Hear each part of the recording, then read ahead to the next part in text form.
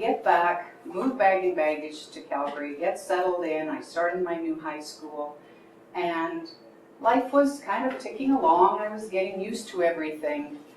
And then all of a sudden, my mother became ill, and within 2 days of being diagnosed with leukemia, she died very suddenly. Well, as a 17-year-old, mothers didn't die in those days. In the 60s, mothers didn't die. Mothers were always there, right? And so it was a huge devastation for not only me, but my brothers and our whole family. And we didn't really know how to cope. I didn't know about grieving. I didn't know how to deal. I'd never been to a funeral before. I didn't even know what to do. And the sad fact of the matter is we had grown up with the British stiff upper lip kind of thing. And so you just pulled yourself together and soldiered on. And so that's what I did. And I remember my brother, my oldest brother, who I think was that close to tears just before the funeral. And I saw the casket coming out of the hearse at the back. And I just, you get that catch in your throat and just before you cry.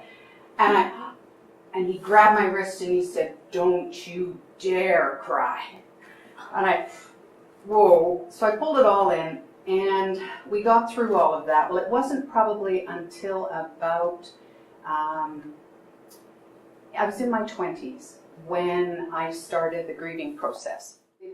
We didn't know how to grieve in those days, and my mother and I had a pretty good relationship, but I was a teenager, so I don't think I have to say too much more about that. And the saddest thing for me in her going was, number one, I never got to say goodbye because it happened so quickly.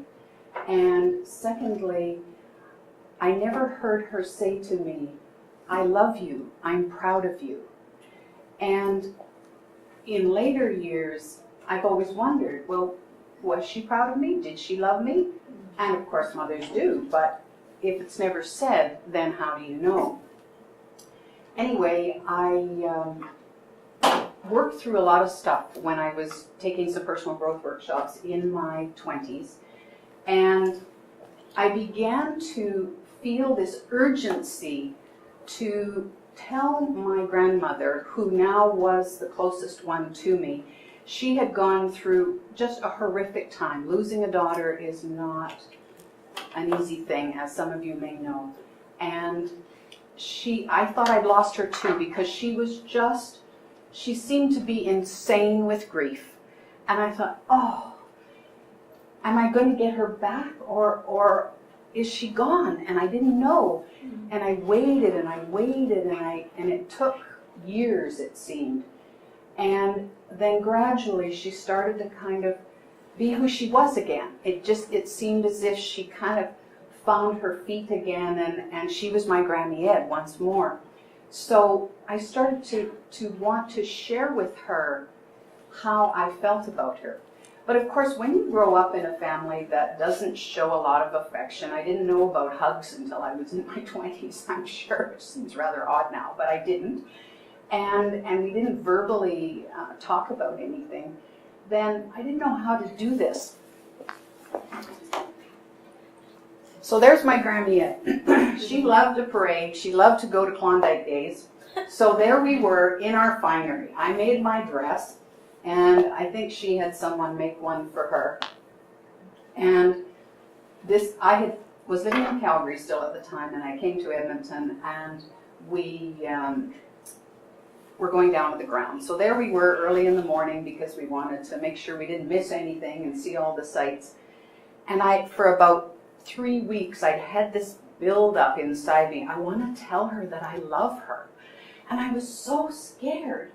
And when I look back now, I'm thinking, why was I so scared? What was the big deal? But I was, because I didn't know what she'd say. Well, finally, I thought, I'm just going to do it. I'm just going to do it. So at one moment, I just blurted it out, and I said, "Granny Ed, I love you." And the look on her face, it was as if she was lit from within by 1,000 candles. And she just had this beautiful smile, and then she said, "Thank you." She said, "I love you too." And then we carried on with our day. Well, I had no idea it would have the impact that it had for her. So to watch her reaction to that really solidified for me the importance of sharing what's on our hearts.